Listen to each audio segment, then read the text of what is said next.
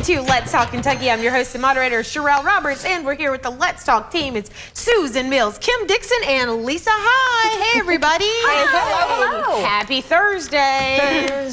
Oh, we kind of match. Oh, we do. Oh, You know, everybody's been talking about the fact that it's Reds opening day. Dylan Goday has just been giving us all the best graphics today. So, are you guys baseball fans?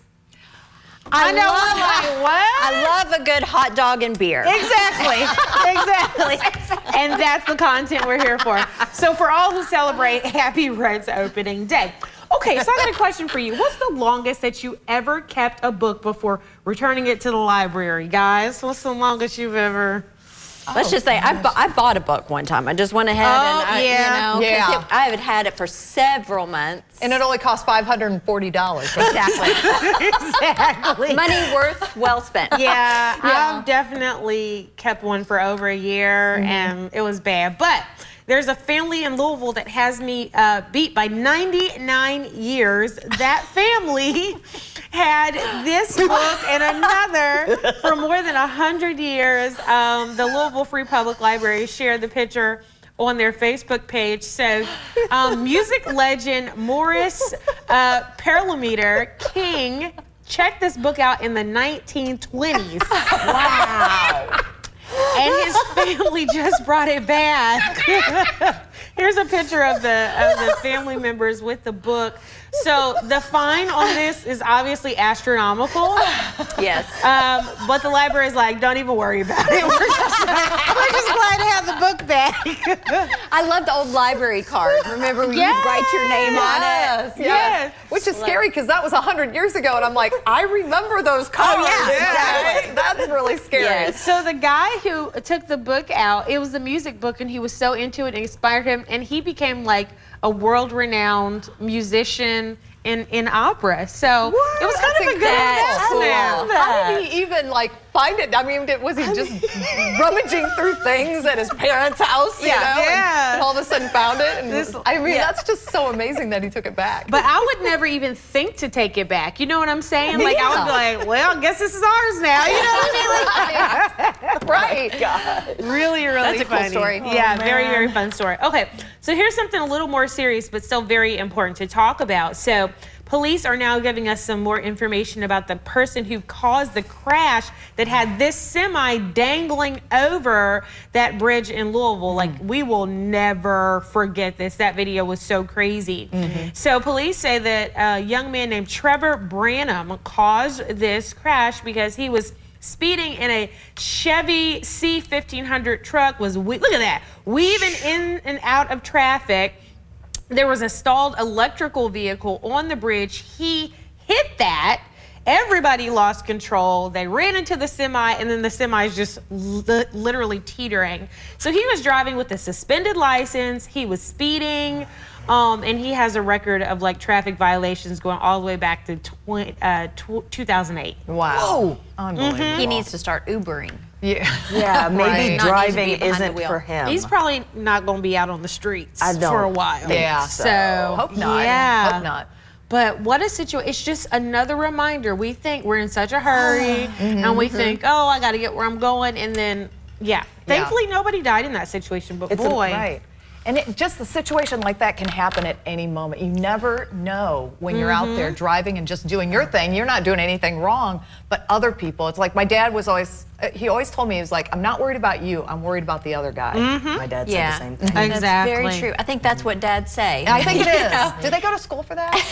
Yeah, they give the dad download. Yeah, exactly. There's so many bridge stories lately. Yeah. Honestly, I went through a period of time where I was kind of fearful to go over a bridge because once you're on the bridge, it's like you're trapped. That's it. Yeah, there's nowhere to go. Right.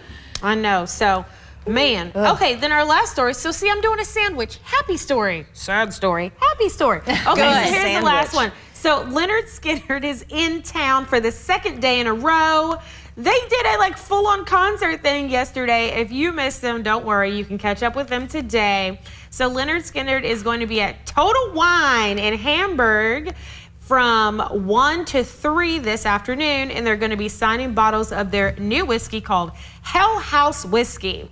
The whiskey is being produced by Bespoken Spirits, which just opened their new distillery in downtown Lexington yesterday. Seriously, Yeah. they put. I thought they were just going to be like in town hanging out. No, they sang. Yeah. At Total Wine? No, yesterday the other thing they sang. At Bespoken. Yeah, I'm a simple kind of man. Yeah. It was like amazing. Anna Medina got to go. Yes, she did. I was so jealous. I saw all those good pictures for come through. Anna. Yeah. Yeah. Oh, cool. She got the interview That's and neat. everything, and it was I just- know, she was just standing there between them. Just like, She's so young, though. She probably didn't okay, Leonard Skinner, I've heard of them. Yeah. She said she was nervous. She goes, I have to admit, I was a little nervous. she did look so cute, though. She did a great job. So today, if you want to see them, I can't even imagine how long this line is going to be. Like, oh, yeah. I Yeah. know that folks are going to be around the corner at Total Wine. So if you want to get out there, Yeah. enjoy It'll be fun. Should be. Yeah. Yeah. Okay, everybody, stay with us. Coming up after the break, we're seeing a huge uptick of senior citizens who are getting sexually transmitted infections. Let's talk about it.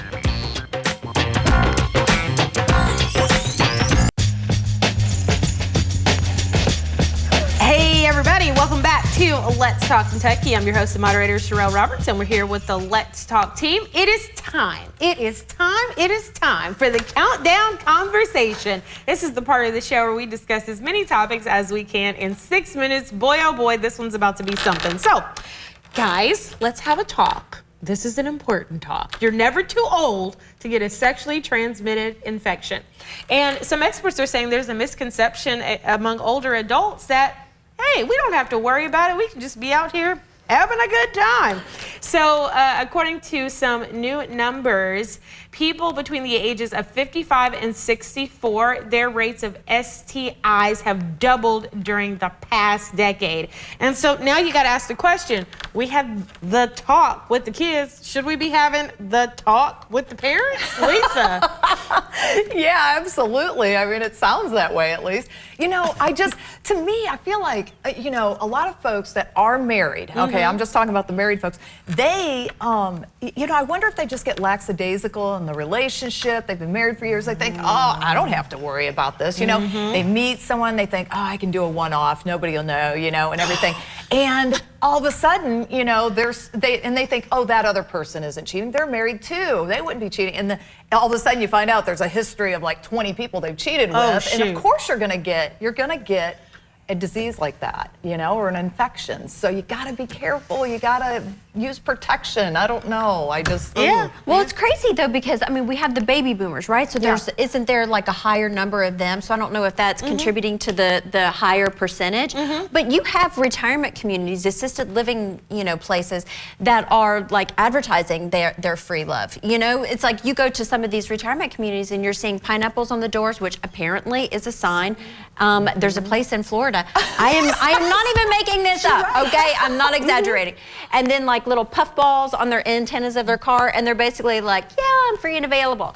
And so these aren't like cheaters. Like these are like, we have an open relationship. Yeah, so I'm good. just like you need to have a talk with your parents. So I'm so uncomfortable right now. So the divorce rate is going up just across the board. I remember when everybody was like, the divorce rate is 50%, this is terrible. And now it's like, no, the divorce rate's 60%. And so there's so many more people that are back on the market, getting out there. They haven't been in a relationship in a while, haven't been in the dating pool, so they forgot their stuff in the pool that you have to watch out for.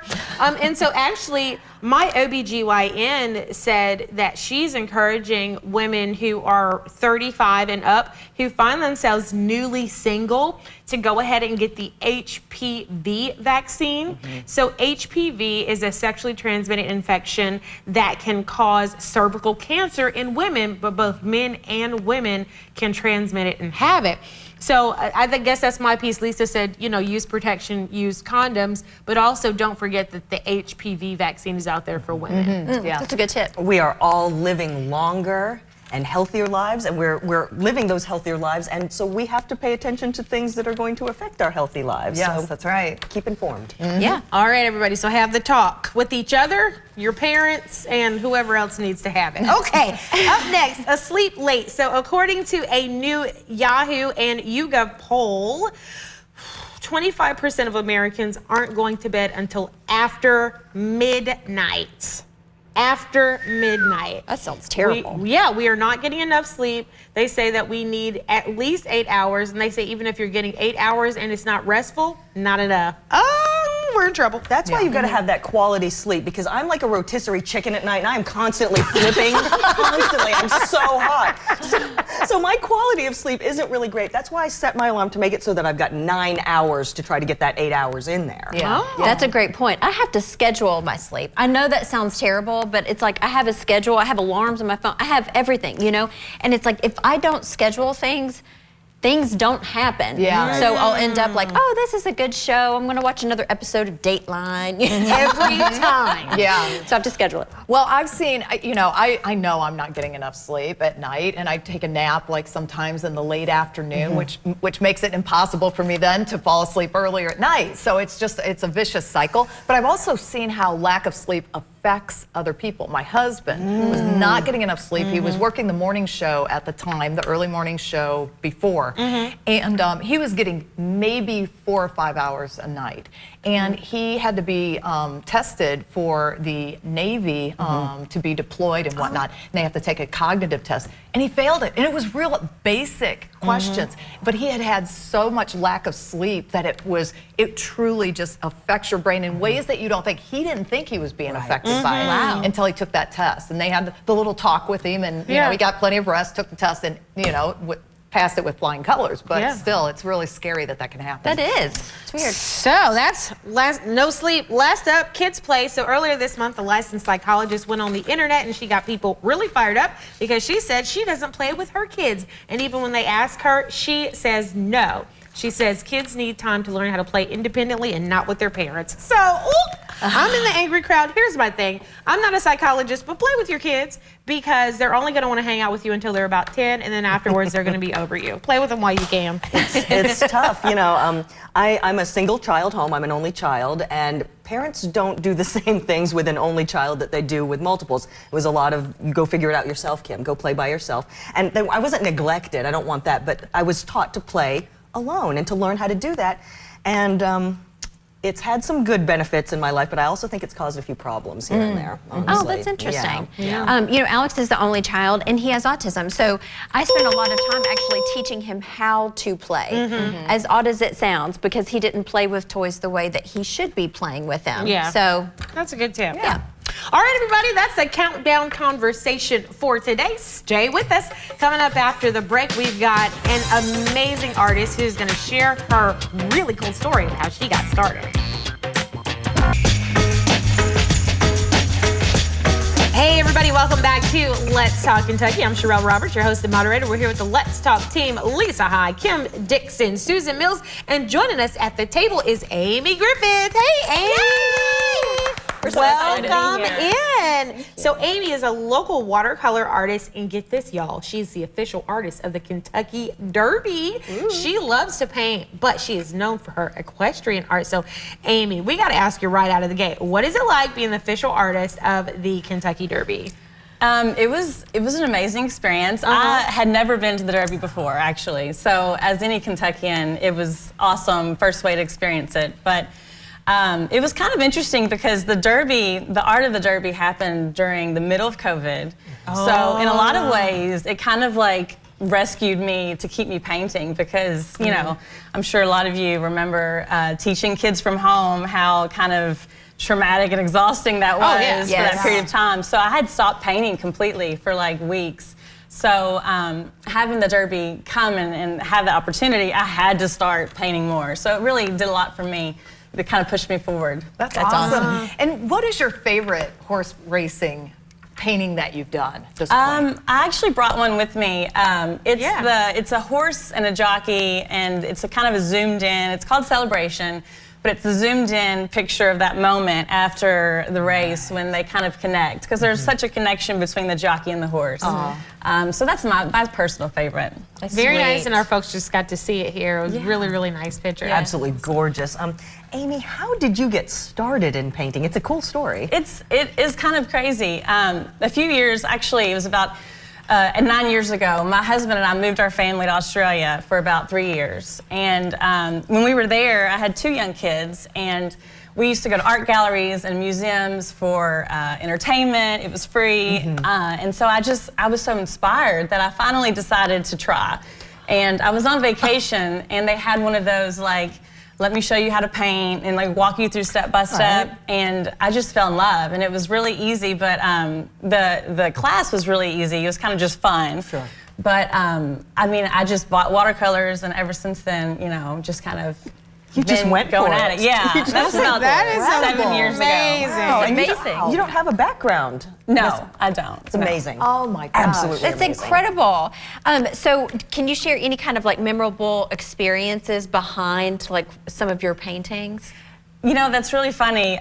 Sometimes when I'm doing paintings, I don't know if you do this when you make art either, but I'll like incorporate meaningful symbolism in my painting. So like in the Derby painting, it has all of the initials of my family members on the jockey, and then I'll pick numbers that are relative to my family or birthdays or something like that. So That's really cool. just sneak it in there. Yeah, That is. and we're actually looking at a time lapse of one of the works that you put together. And thank you for doing a time lapse, because you know, like we get to see it all come together. at that. I really get stuck on the internet looking at these sometimes. But you brought in some prints for us today. So tell us about these, and we'll look at them too. We're very excited Well, I brought about some this. gifts for you. This one is new. This is a jockey that I did a series of 4, and it's just kind of just capturing the moment before the race. Kind of my excitement. gosh. So Very I'll let you nice. guys pick which one you want. I also did recently 2 different Keeneland prints. So these are just like the fall meet very nice. at Keeneland, and that I did recently. And then this one's for Susan, because she requested this one. It's very But nice. this is Jesus that I did a portrait of recently. Yeah, that's perfect for this week Well, too. I know. it Easter is. Yes. and Yeah, it everything, is. So. And historically accurate. So exciting! Oh my goodness! Oh, you know, I really do. I always go put. Do you have a historically accurate picture of Jesus? And they're like, "What is that?" So I'm just gonna start sending them to you from now on. Exactly. So if people want to learn more about your work or purchase it, what can they do? You can go to my Instagram or my website, Facebook. It's Watercolors by Amy, AIMEE, and yeah, that's it. You're so talented. I That's know. amazing. So much. Incredible. So cool. I'm so glad to be here. Oh my God, I love how you're like, I just tried it one day and I was amazing. You never know. You never Oh know. my goodness. I guess that's the so moral. cool. You never know until you try. Yeah. Very true. Thank you, Amy, Yeah, so much for being here. Everybody stay with us. Coming up after the break, we'll have our Women's History Moment.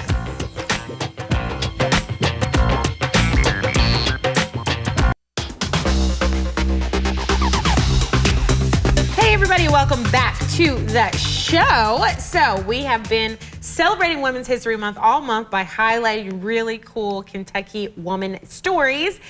Here's another one. So today is about Jenny Benedict. She was a noted chef and caterer. She was born back in 1860 in Louisville, and she began her culinary career in 1893. And in the 1900s, she opened a place called Benedict's Restaurant and Tea Room on South 4th Street. And get this is the lady who's responsible for creating the Benedictine sandwich. This little green thing that you see at tea parties and baby showers and such. Jenny Benedict was the founder of Louisville's Business Women's Club. She published the Blue Ribbon Cookbook in 1902, and she was a social reformer for women and the poor. She did so much other than make this sandwich. She was a trailblazer at the time when that wasn't necessarily a thing for women. And she participated in the founding of the King's Daughters and Sons Training School for Nurses at City's Hospital, which was an infirmary for women. So that is our Women's History Moment. And Lisa's like, I know those sandwiches. My mom used to eat those when I was growing up. I remember just once in a while, but she would have one. I was like, what is that? And, yeah. What is it? Susan knows what it It's is. garbage. Oh, shoot. No. Let me tell you, it has a really fresh taste, and they are really pretty, like to display. They are. You know, fancy. like little tea sandwiches with your tea. But I just personally do not like it. I just feel like it's one of those things that someone created because they're like, what do we have here that we could put together? Cucumbers, let's just throw it in, and that's a sandwich. You know? So it's so funny because you know there are all these little like traditional things that we have and you have no clue where they came from. Like I want to meet the person who made pimento cheese, like the first Yes. person who ever made pimento Yes. cheese. I bet you there's a story behind I that. bet you there know? is. I We were love just it. at 21C last night, and they had the best grilled pimento cheese sandwiches. that sounds good. Oh, they were so And good. put it on a burger. Oh, Okay, yes. yeah. Look at us. We're like, So bring that hungry. green I'm so sandwich. It's lunchtime. We got to get Right, in. we don't want that green sandwich. We want a pimento cheese sandwich. But anyway, hopefully that's cool. We're running out of days during the month of March. We're going to have a few more leading up to April, but we hope you all have definitely been enjoying these. Well, guys, I had a fun time today. Did you? Today was It was really good. So if folks want to continue to keep up with us, you can head over to our Facebook page or our Instagram page. On Facebook, just type in Let's Talk Kentucky. On Instagram, we're Let's Talk KY. And we've been putting some new videos up there lately, and we've been having a really good time. We have a John Calipari poll up there too. Oh, yes. So we're you know, folks still haven't let that go. But you know, They're still fired up. we're letting it go. We're moving on, everybody. Okay, thank you so much for watching. We'll see you tomorrow.